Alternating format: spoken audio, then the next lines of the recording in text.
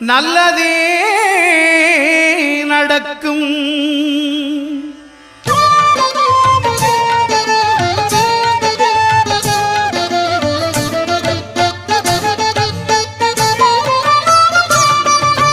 9 கோளும் ஒன்றாய் காண அங்கு கற்பகம் என்னும் கடவுளின் மெய்யில்